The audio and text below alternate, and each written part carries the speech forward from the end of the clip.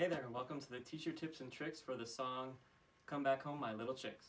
This is a really fun way to help you hear your students' individual voices without them feeling intimidated by singing solo. But before you play the game, it's super important that you make sure that your students are comfortable singing both parts, both the whole group part and the solo part. So when I start teaching the song, I teach the whole class gets to sing the main part. Come back home my little chick, and I will do the solo part.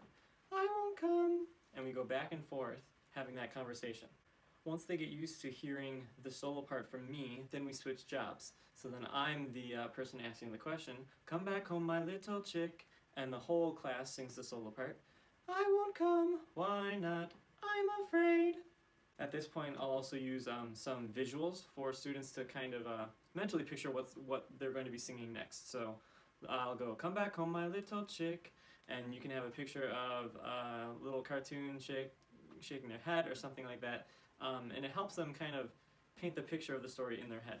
At this point, you're ready to play the game. Typically, I'll be the first chick to go around the circle so they can really hear how the conversation goes back and forth while the game is being played. After that, I'll typically try to pick one of the stronger singers that really has been showing they know how to sing the solo part, and I'll have them be the next chick for the game.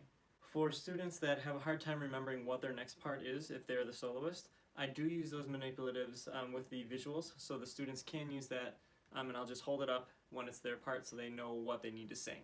If your students can handle it, you can also have them introduce the beat while they're playing the game, so if they're sitting in the circle, they could be patting on their laps, come back home my little chick, or they could have wood blocks or sand blocks, or any sort of unpitched percussion would work great. Finally, the song is based off of just the one chord, so if you wanted, you could have a small circle of kiddos, and then you could have 2 or 3 kids on xylophone playing so, do, or keeping the beat, or alternating hands just on so and do, and that would be able to accompany the whole entire song just with that simple accompaniment.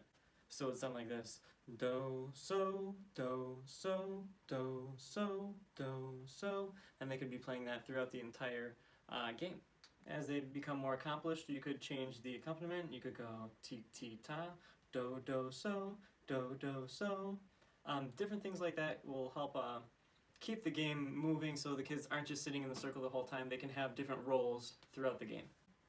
So hopefully those are some helpful tips for the game Come Back Home My Little Chick. If you have any questions, please comment below, or if you do anything different in that game, please share it with me. I'd love to hear it. As always, be sure to check out the lyric and accompaniment video to hear the song, and be sure to subscribe and share. Thanks so much. Take care.